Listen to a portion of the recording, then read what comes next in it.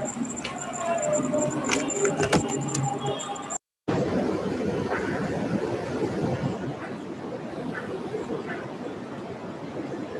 noite.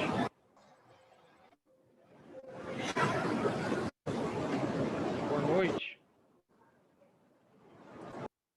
Estão me ouvindo? Boa noite, professor. Estão me ouvindo bem? Eu estou lhe ouvindo. Tá, ok, obrigado. Aí, como não tem ninguém aqui, pessoal, vou tirar a máscara, tá? Na sala. Professor, que sala o senhor tá? Oi? Qual a sala que o senhor tá, por favor? Eu tô na...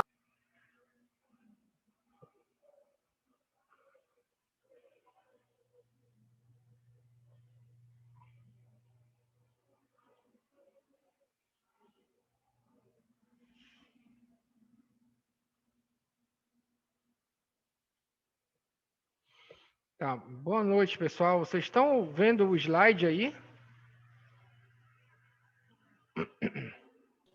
Alguém pode falar? Eu estou vendo, professor. Agora, eu vou passar agora aqui, você vê se está passando. Está sim. Tá, ok, então. Então tá, obrigado. Tá, primeiramente, boa noite a todos. Vamos dar continuidade à aula anterior, tá? Aí a gente vai entrar na aula 3 em seguida, tá? Então, a gente viu essa parte aqui, ó, que é a estrutura epidemiológica, a vertente epidemiológica com o período de pré-patogênese. Aí tem a vertente patológica com o período de patogênese. Então, até aqui, pessoal, aqui onde está aqui é saúde, significa para a gente que a pessoa não está doente. Quando ela passa esse limite aqui, ela começa a ter as alterações e ficar doente vai ter um desfecho. Morte, invalidez ou a cura, tá? Aí, agora, a gente vai ver isso aqui, ó. Esses fatores aqui que o autor, ele lista aqui uma série de fatores que já são reconhecidamente associados como fatores de risco associado à doença, né? Como se fosse fatores de risco para a doença, tá? Aí foi onde a gente parou, que é bem aqui, ó, os fatores do período de pré-patogênese. Aí o Rocairol, ele separa fatores sociais, econômicos, sociopolíticos, socioculturais, psicossociais. Ele também cita os ambientais, ó, o genético e a multifatorialidade, que é aquele que mais a gente observa, né? Quando tu vai estudar uma doença, uma dinâmica dela, tu observa que esses fatores aqui são os que mais... não tem um fator único. Geralmente são um conjunto de fatores que favorece a doença, tá? E aí, tu tens aqui,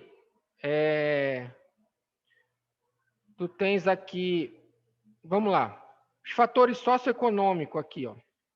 Ele cita, por exemplo, aqui esse autor, Reinaud, que ele diz assim, os pobres são mais percebidos como mais doentios e mais velhos, são 2 a 3 vezes mais propensos à enfermidade grave, permanecem doentes mais a miúde, assim, mais debilitado, morrem mais jovens, procriam crianças de baixo peso, em maior proporção, e sua taxa de mortalidade infantil ela é mais elevada. Esse cenário todo aqui, né,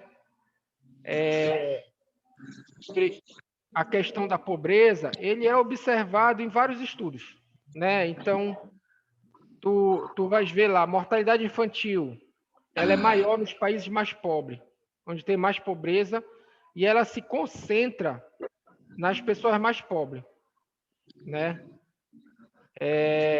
O baixo peso, que é não é um desfecho, mas é um fator, né? Que é um fator negativo.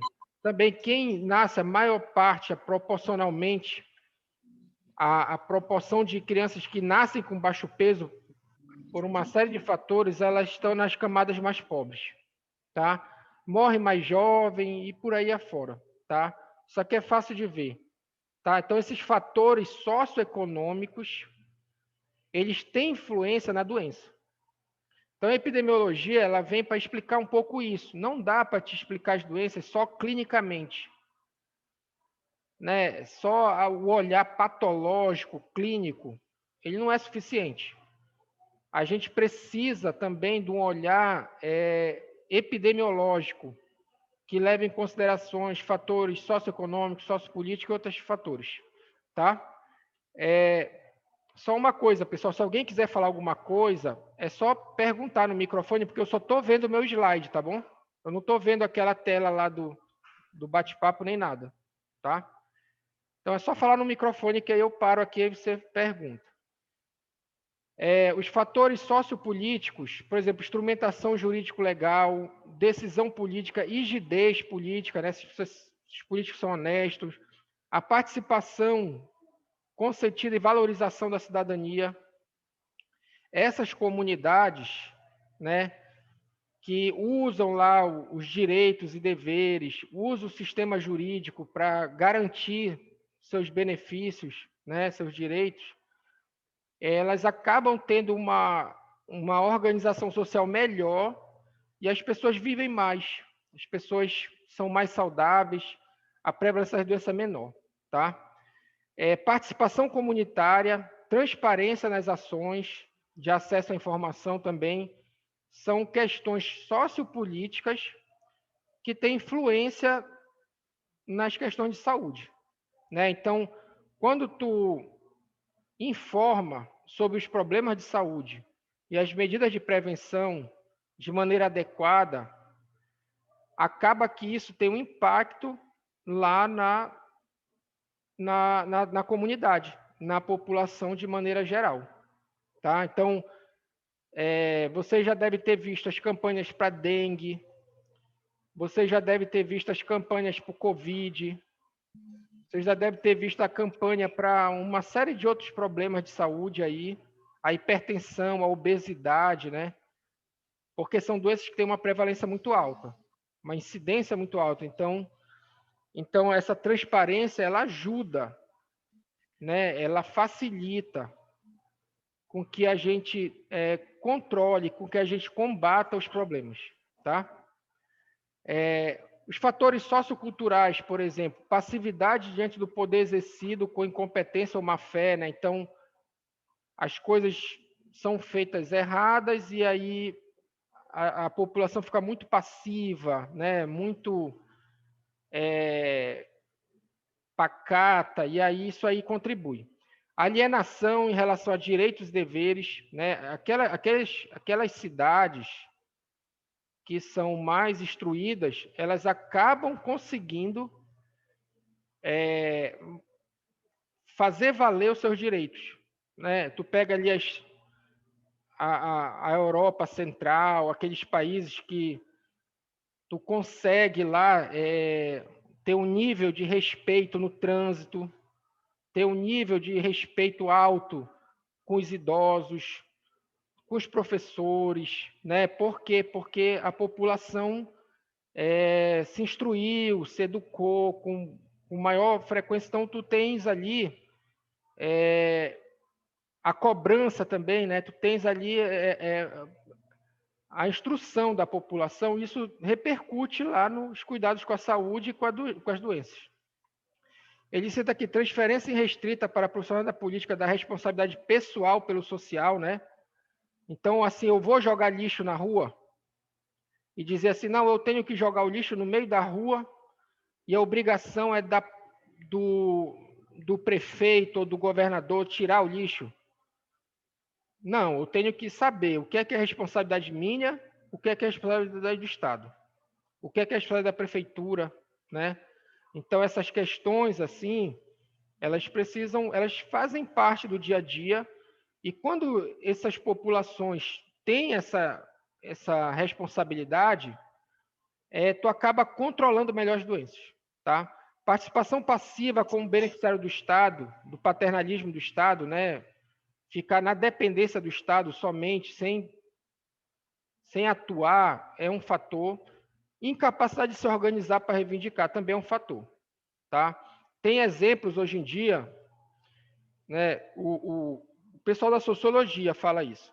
Tu vai numa comunidade, tu quer fazer uma pesquisa lá, para conhecer os hábitos, a cultura, até mesmo alimentos que as pessoas usam, como elas fazem, né? Como elas produzem e tal, como faz o extrativismo. Aí, hoje em dia, essas comunidades assim mais afastadas, elas pedem uma contrapartida.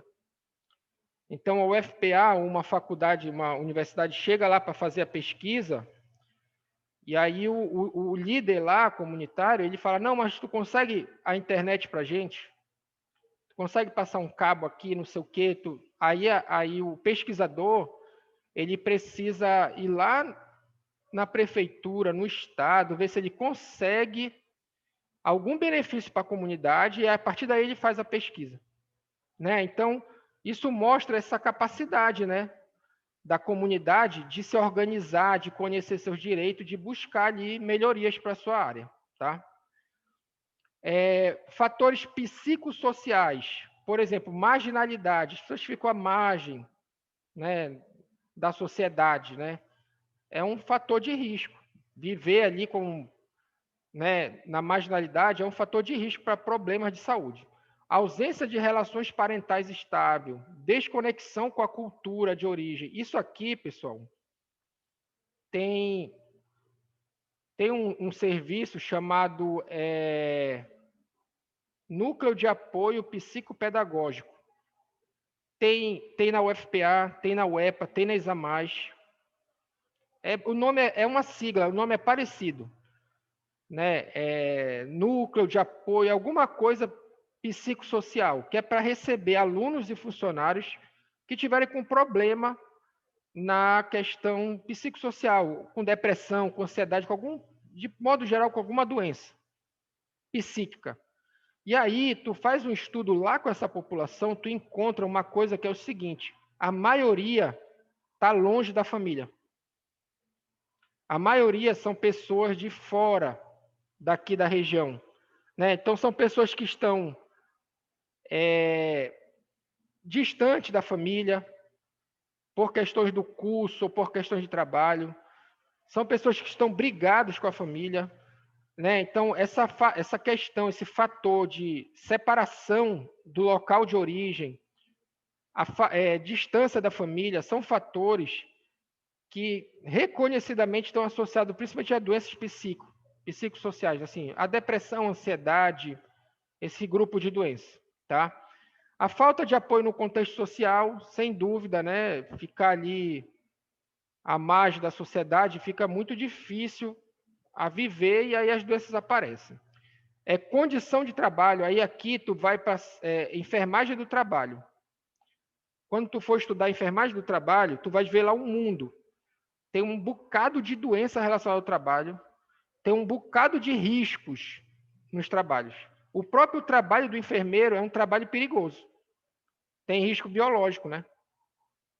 Risco de contaminação, de infecção, risco com pérfuro cortante. Então, é um mundo de estudo isso aqui. Deve ter especialização em enfermagem do trabalho, tá?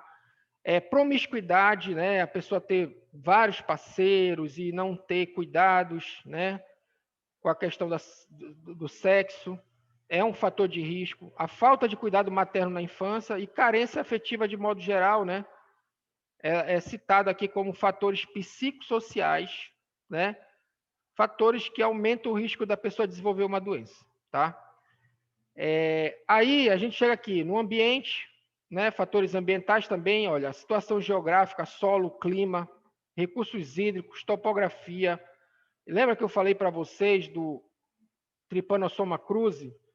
Tu tem lá o açaí, tu tem o artrópode, que é o barbeiro, tu tem lá o Trypanosoma cruzi, que é o parasita, né? A gente consome o açaí, enfim, tem um conjunto de coisas lá que explicam, por exemplo, o aparecimento da doença de Chagas.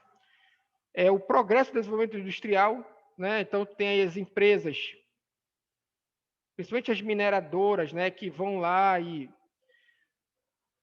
faz a retirada do minério, o pessoal como é que se chama? De garimpo, garimpeiro, né? Que usa o mercúrio. Aí o mercúrio contamina o peixe, aí tu come o peixe, o mercúrio, se intoxica, né?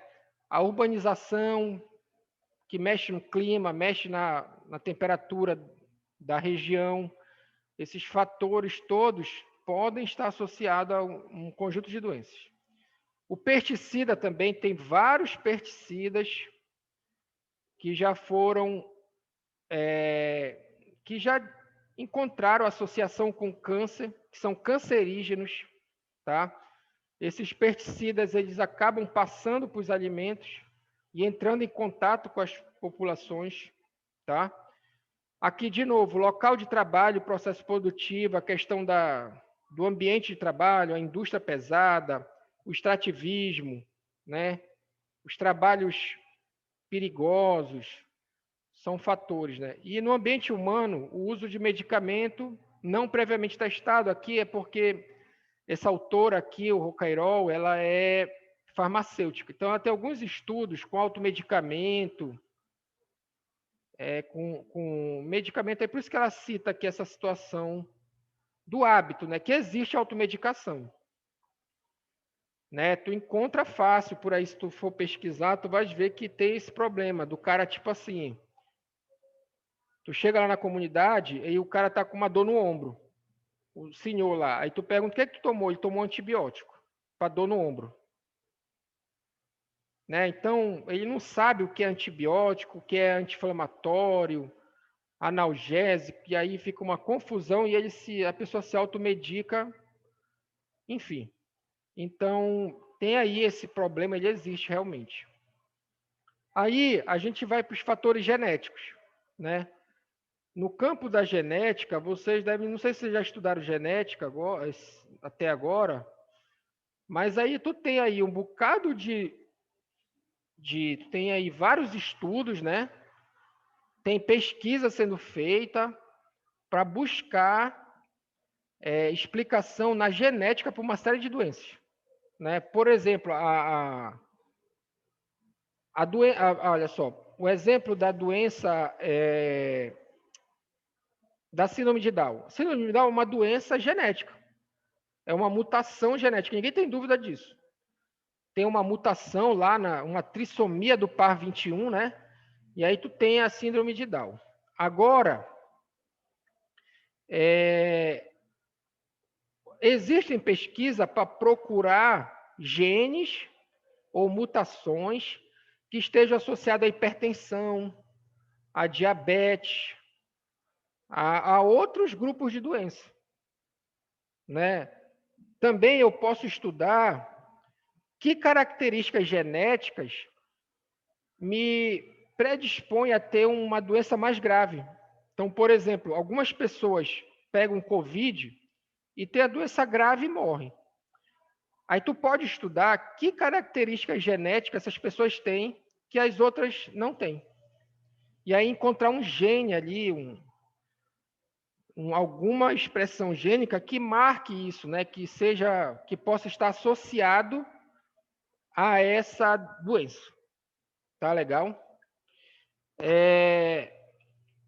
E aí entra a questão da multifatorialidade, né? Que é o seguinte, a estrutura dos fatores condicionantes da doença, denominada multifatorialidade, não é um simples resultado de justaposição. Né? A associação dos fatores é sinérgica. Aí eu não sei se vocês lembram, lá na anatomia, né, do músculo, tu tem o sinergismo de dois músculos para fazer uma função, né? O que é esse sinergismo? Sinergismo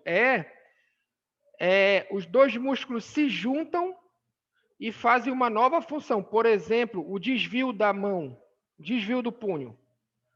Né? Se tu for considerar o desvio ulnar do punho, o flexor ulnar com o extensor ulnar, eles se juntam e fazem um movimento de desvio. Né? Então, eles participam ativamente para fazer um novo movimento. Então, Essa associação sinérgica, dois fatores estruturados aumentam o risco da doença mais do que faria a sua simples soma, né? Então, tipo assim, fumar e comer muito sal. Esses dois fatores, eles atuam para que aumente o risco de ter um infarto, né? Fumar, comer muita gordura, ou então estar obeso, né? Estar obeso e fumar são fatores que atuam juntos e acabam aumentando o risco da doença. A maioria das doenças, pessoal, tem essa explicação aqui multifatorial. Tu não encontra assim um fator. Na verdade, tu pesquisa e tu encontra um conjunto de fatores e a partir daí tu tira as conclusões. Tá, agora, o que acontece? Tu vai encontrar uma situação com fatores socioeconômicos, juntando com fatores culturais, juntando com agentes etiológicos e a ecologia, todas essas combinações aqui, né, esses fatores combinados vão explicar muitas doenças. Né? O exemplo aqui que eu falo é a dinâmica lá da doença de Chagas. Por exemplo, a gente gosta do açaí, é uma cultura, né? Aqui no Pará, no norte, a gente tem a cultura de tomar o açaí. O açaí, ele é vendido por alguém. Essa pessoa que vende, ela extrai de uma palmeira, né? Transporta esse açaí para que a gente tenha acesso a ele. Só que nessa palmeira tem um artrópode, que é o barbeiro, e esse artrópode, ele hospeda um parasita que é o Trypanosoma cruzi. E ele é o causador da doença de Chagas. Então eu tenho aqui, ó, um artrópode, né? E essa palmeira, ela está ali numa relação ecológica com o barbeiro, né? Com o artrópode, que é o barbeiro, com a palmeira, é o lugar onde ele mora, né? Então ele fica ali por cima do fruto, né? Aí como ele é processado, o fruto não mata o barbeiro, mas não mata o agente. Então tu tem aqui uma ecologia misturado com uma cultura, com uma atividade econômica, essa combinação de fatores, elas te trazem aqui para, por exemplo, a doença de Chagas. Certo? E tem outras observações que a gente pode fazer e tal. Hoje em dia, vocês já ouviram falar em crianças com sobrepeso e obesidade? Já, né? Já ouviram falar alguma coisa. É uma realidade, tu consegue ver na rua crianças vestindo GG, crianças de 10 anos vestindo roupa GG. Tu consegue, não é difícil. Não é uma coisa absurda, né? Tu observa as crianças bem acima do peso, dá para ver, não precisa medir nem pesar, né? E aí tu tem aí uma mudança socioeconômica da população, cultural, ecológica, porque está essas populações são mais urbanas, né? São os locais assim que são mais urbanizados. Tu encontra esse tipo de criança com maior nível econômico, né? Hoje em dia a facilidade, a capacidade de produzir alimento, ela aumentou muito, né? A gente consegue produzir alimentos, né? Uma variedade muito grande. A gente consegue produzir muito e a entrega ficou mais fácil, né? Criar esses sistemas de entrega por aplicativo. E aí, com 2 cliques, tu consegue. Aí o consumo aumenta e as pessoas, né, acabam ficando mais gordinhas, vamos dizer assim, tá? Enfim, então tem uma série de doenças e problemas que eles se explicam por dentro desses fatores aqui. As infectoparasitárias é a que tem um agente etiológico, tá? Mas tem doença que não é infectoparasitária, é crônica não transmissível. Aí não entra o agente etiológico, tá? Aqui tem um exemplo desse sinergismo, né? É um gráfico aqui, uma imagem que tem aqui um exemplo desse sinergismo multifatorial, tá? Então, por exemplo, tu tem aqui, ó, os fatores políticos, escassez de alimento, latifúndio, falta de escola, pobreza, desemprego, falta de estímulo agrícola, habitação insalubre, baixo poder aquisitivo. Esses fatores, eles podem ser potencializados ou influenciados por fatores culturais. Por exemplo, hábitos alimentares, desmame precoce, uso de medicamentos, superstições, falta de higiene pessoal, ignorância, crendice. Esses fatores, eles se comunicam com os fatores políticos e também eles se relacionam com os fatores ambientais, por exemplo, água contaminada, falta de esgoto sanitário, alimento contaminado, contaminação do solo fecal, lixo, problema do lixo, por exemplo. Né? Os locais que acumulam mais lixo de maneira errada acabam proliferando e desencadeando maior risco de doenças. E tem os fatores aqui patogênicos, por exemplo, bioagentes, fatores congênitos, fatores nutricionais. Isso tudo pode contribuir para a desnutrição de um indivíduo. Essa desnutrição, ela pode causar uma diarreia? Pode. Tu fica mais suscetível a uma infecção. Só que pode acontecer o seguinte, que a diarreia recorrente te causa uma desnutrição. Então, esse ciclo da doença mesmo, do problema de saúde, ele passa por vários fatores em vários campos, né? Desde o político, social, até o cultural, ambiental e os fatores biológicos mesmo do problema. Tá ok? Então, essa imagem aqui é para falar da multicasualidade, né? O olhar sobre a dinâmica da doença e observar que muitas vezes ela tem vários fatores para ser explicado, né? Não é só o fator clínico. Aí, a gente viu essa parte aqui, ó.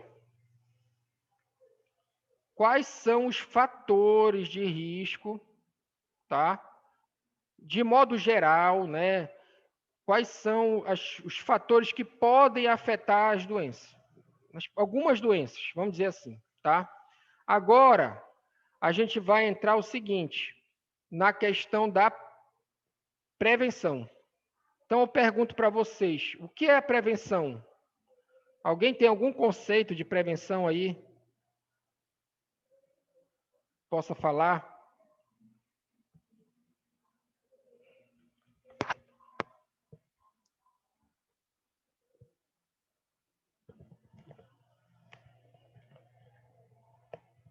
Alguém tem algum conceito de prevenção? Queira dar opinião aí? O que seria a prevenção?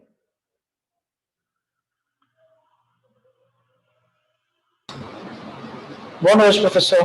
Boa noite. Eu acho que são as medidas, né, que as pessoas têm que tomar para que possa reduzir, né, esse mal, né? Na verdade, é um conjunto de medidas que podem ser tomadas para poder minimizar esses riscos.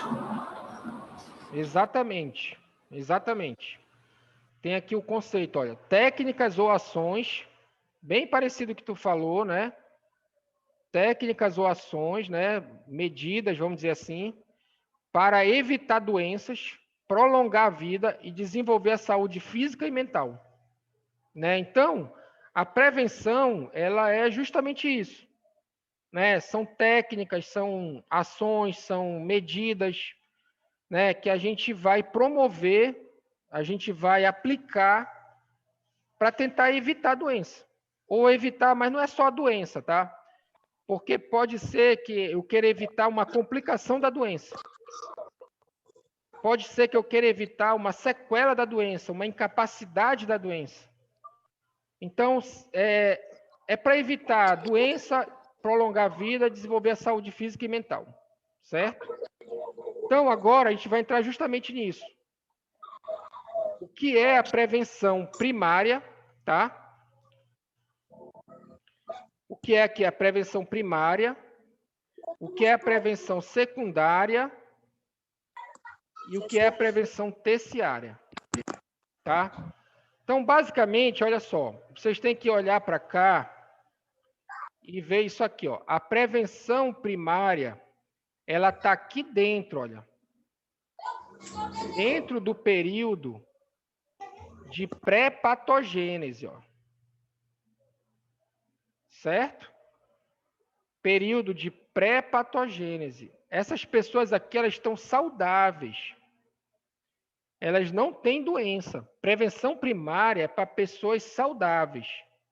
Eu digo assim, saudáveis assim. Tu queres prevenir a obesidade e sobrepeso. Tu tem que fazer a prevenção. A prevenção primária é para as pessoas que estão com peso normal. Tu quer orientá-las para que elas não fiquem com sobrepeso, nem obesidade, certo? Aí, ela para pessoas saudáveis, tu tem aqui algumas categorias de prevenção primária, como a promoção da saúde, tá? E aí, a promoção da saúde é a gente fazer políticas para melhorar a saúde da população, independente de doença. Por exemplo, aumentar a quantidade de ciclovias e ciclofaixas na cidade. É bom para a saúde? É bom. Melhorar a calçada das casas, né? Aumentar a calçada das casas, né? Criar espaços de atividades em contato com a natureza, para a pessoa correr, caminhar, pedalar, né? Uma academia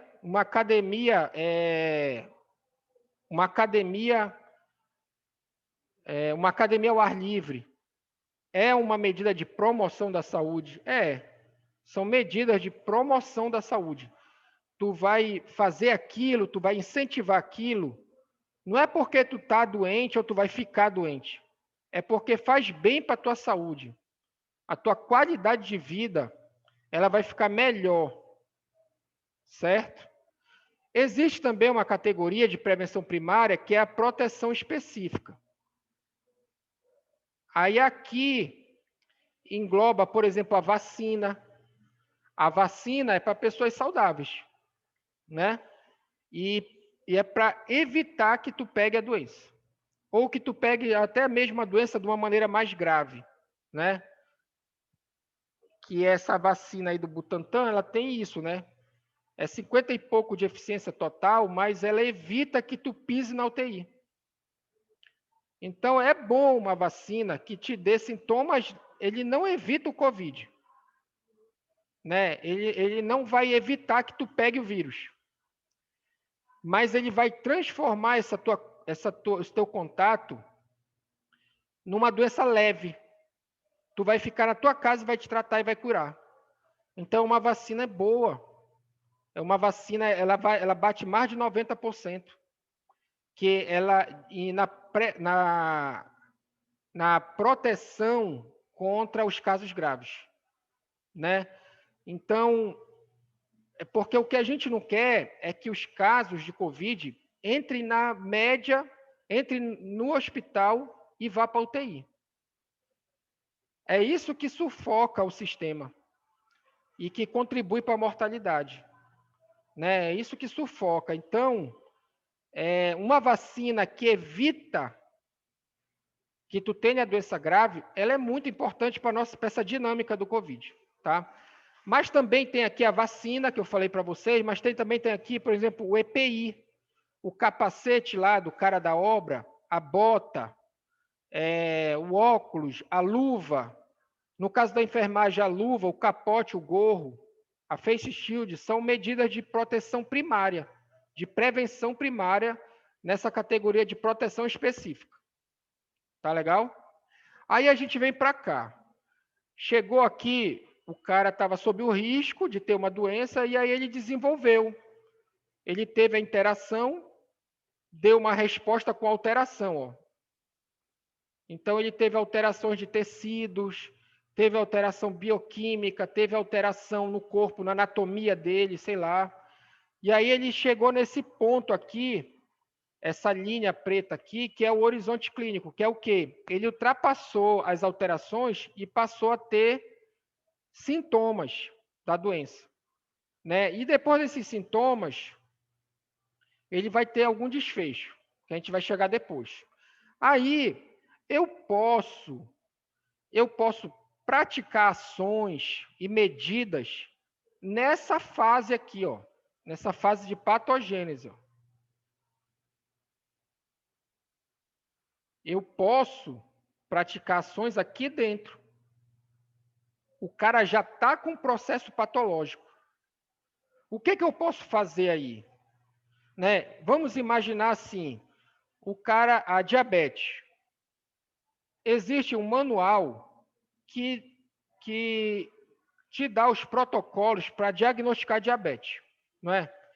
Um dos itens lá é a glicose, tá? Aí a questão é, quando tua glicose, vamos dizer que tu vai desenvolver diabetes, a tua glicose aumenta, certo? Tu vai sentir alguma coisa? Vamos dizer que o paciente está com uma glicose de 180. O normal é de 100, né? 110 já é pré-diabético, está por ali. Mas vamos dizer que o cara está com 180. Ele vai sentir alguma coisa inicialmente? Não. Não é isso? Ele não vai sentir nada, ele não vai sentir dor, não vai sentir sede, poliúria, nada disso, do que são os sintomas da diabetes. Aí, o que é que eu posso fazer? Eu posso avaliar esse rapaz, esse cara, né? E aí eu vou fazer o quê? Eu vou descobrir que ele já tem uma alteração endócrina, já tem uma alteração na glicose e já está no início do processo do diabetes.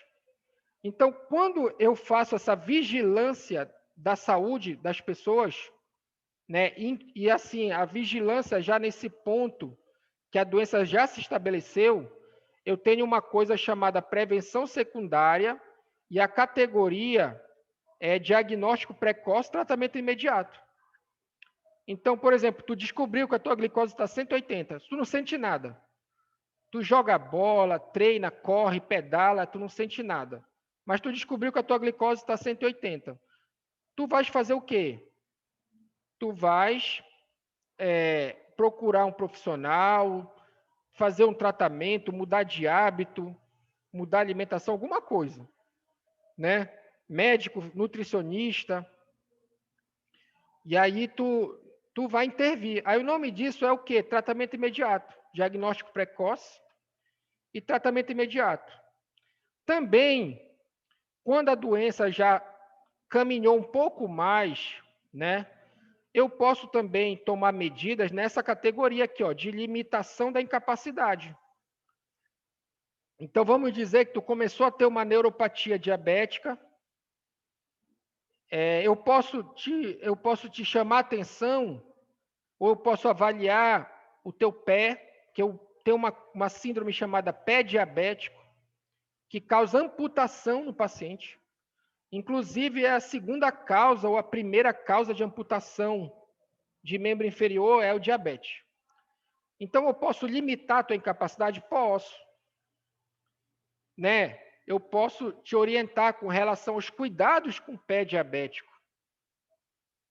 Né? Para que tu não tenha um pé diabético, não desenvolva a doença, para que tu não tenha uma úlcera plantar, uma úlcera diabética, e para que tu não tenha uma amputação de membro inferior, do pé, da perna, sei lá. Tem paciente que amputa na coxa. Né? Tem casos que o cara perde a coxa, as duas pernas na altura da coxa, né? Porque a doença vai evoluindo, os cuidados ficam, né? É mais difícil cuidar de um coto de amputação, né? Do que um pé, e aí vai. Porque assim, não sei se já estudaram isso, diabetes, mas, por exemplo, lá na diabetes, o cara ele tem alteração sensitivo-motora. né? Então, ele perde a sensibilidade do pé. Ele pode perder. Ele perdendo, ele pode ter uma ferida que ele não sente dor nessa ferida. A ferida pode aprofundar, aumentar, infeccionar, e aí o tratamento é cortar, às vezes, o pé. O dedo, o pé, dependendo da extensão, né? Uma unha encravada para o paciente diabético pode ser um problema sério, um calo, né? Então, na hora que eu vejo que o paciente está diabético, uma parte do meu olhar vai para o pé dele. Mas tem a retinopatia, tem a insuficiência renal também, né? Enfim, eu vou tentar fazer essa limitação da incapacidade. Aí o nome disso é prevenção secundária. A prevenção terciária, pessoal, ela já é basicamente a reabilitação. Então, se tu pegar essa linha aqui, ó, é como se a doença, olha, tu estava ali sob risco, comendo muito açúcar, aí ficou doente, começou a ter alterações, sentiu sintomas, aí tu desenvolveu um pé diabético, tu desenvolveu uma retinopatia, né? Tu perdeu uma perna por causa do pé diabético. Aí o que eu vou fazer? A partir do defeito, da invalidez, da sequela, eu vou tentar recuperar a tua função. Aí chamo isso de reabilitação, né? De modo geral. Apesar de ter outros conceitos para reabilitação, mas é como se eu fosse, tu perdeu uma habilidade, né? Tu perdeu um pé, aí tu tem que andar com uma prótese. Então eu vou te reabilitar a andar. Eu vou te devolver aquela habilidade agora de andar com uma prótese, né? Tem também aí a prevenção terciária. Eu já estou atuando naquele campo que tu já passou dessa fase da doença e tu ficou com uma sequela, tu ficou com um defeito ou uma invalidez. E aí eu vou te recuperar tanto fisicamente, pode ser psicologicamente também, tem a reabilitação psicológica, e pode ser socialmente. Existe uma coisa chamada reabilitação profissional. O assistente social, ele procura, né,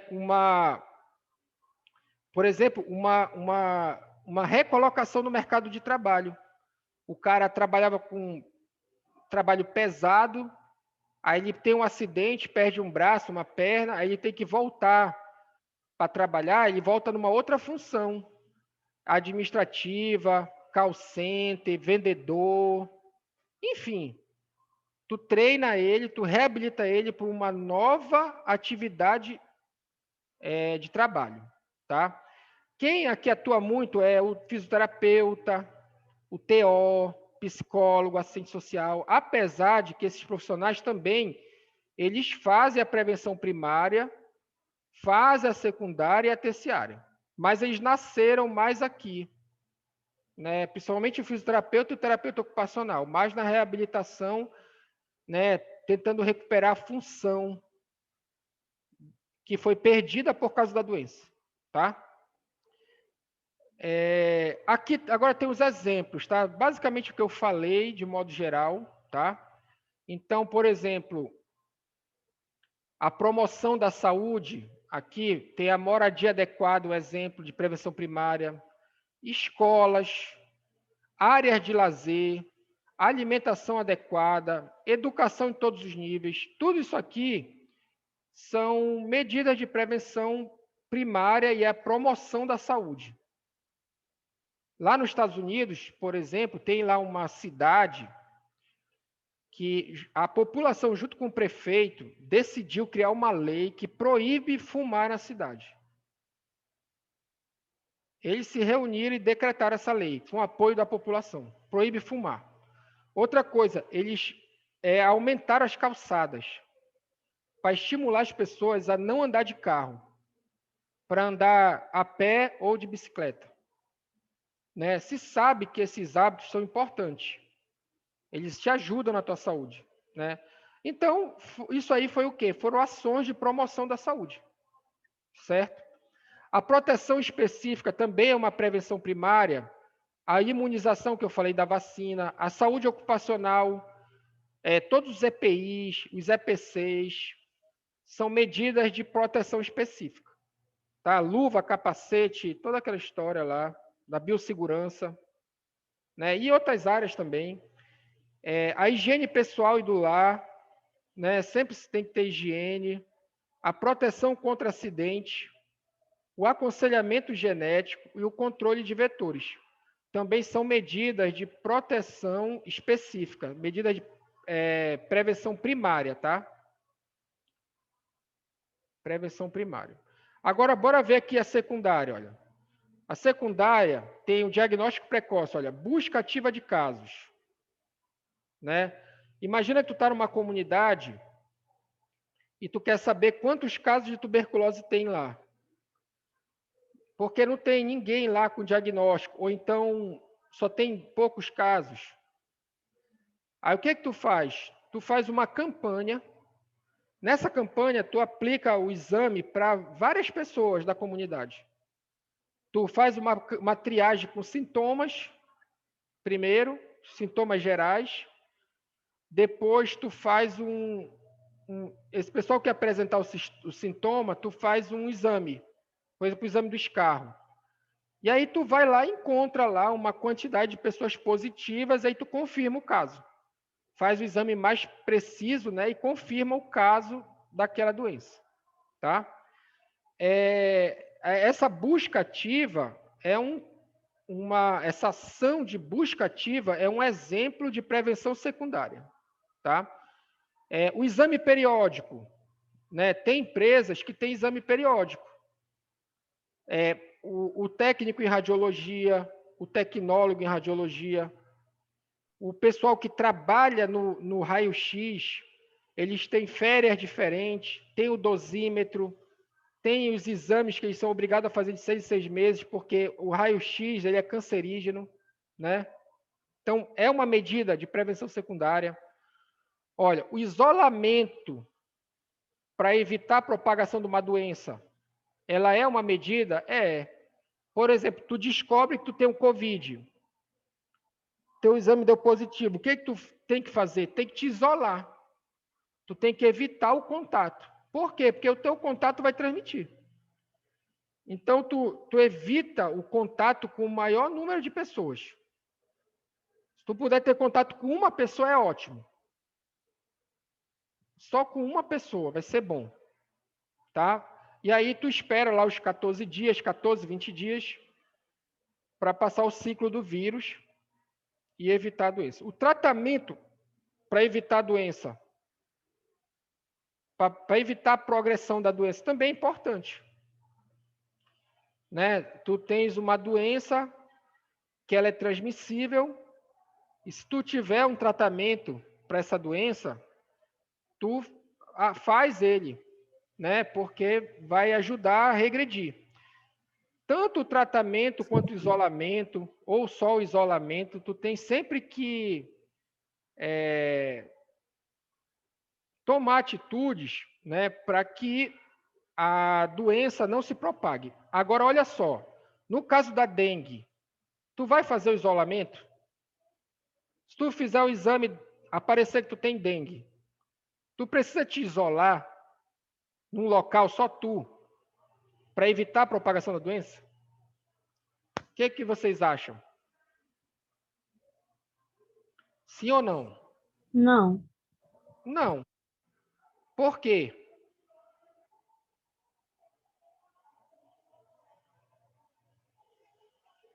Por que tu não precisa te isolar? Porque a dengue ela não é transmitida, não se pega Não. no ar. Tem que ter medidas de prevenção domiciliar. Não, a dengue não é transmitida pessoa a pessoa. Isso. Entendeu? Por que a dengue é transmitida? Pelo mosquito. Não tem sentido tu te isolar. Entendeu? Agora, uma doença respiratória, influenza, Covid, tuberculose, multibacilar, tu tem uma tuberculose multibacilar, tu precisa do isolamento. Tá? E iniciar o tratamento, porque se a doença tem cura, tu inicia o tratamento para evitar que ela avance, né? Então é importante. Outra coisa, que outro exemplo de prevenção secundária, limitação da incapacidade, ó, evitar futuras complicações, evitar sequelas. Por exemplo, uma fratura. Eu sei que aquela fratura, se eu imobilizar o paciente e não fizer nada com ele pode evoluir com bloqueio da articulação. Né? A fratura ela pode demorar mais para consolidar. Ele pode ter uma atrofia muscular. Então, o que é que eu faço? Eu atuo em cima desse paciente. Tento colocar ele de pé, faço alguns exercícios, mudo ele de postura, de decúbito no leito, de posição, de decúbito no leito. Tem o problema da escara, né?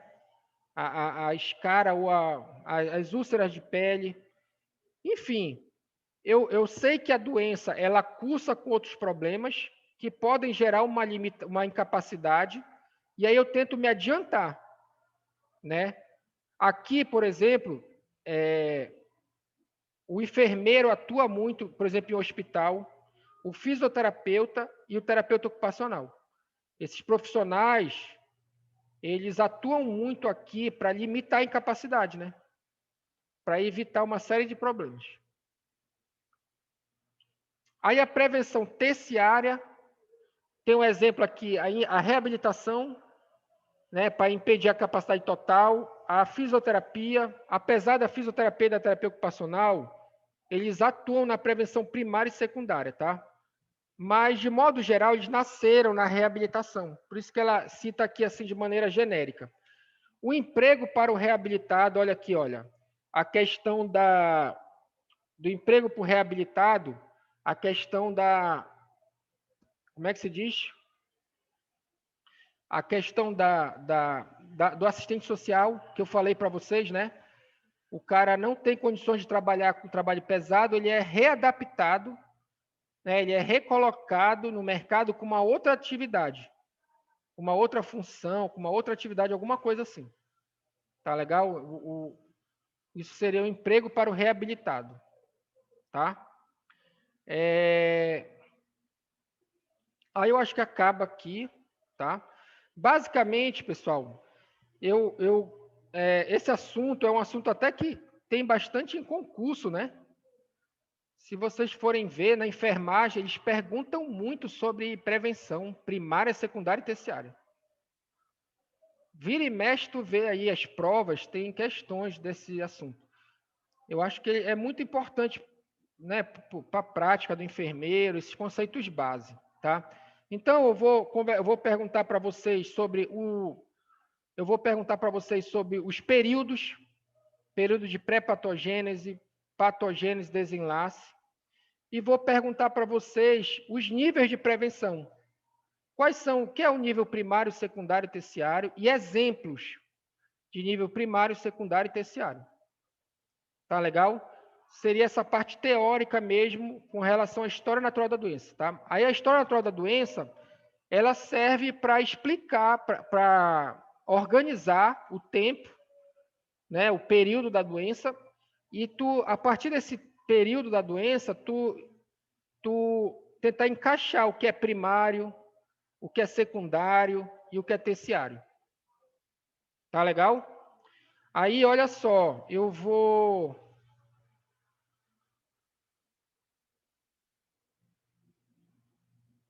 parar aqui a gravação, tá?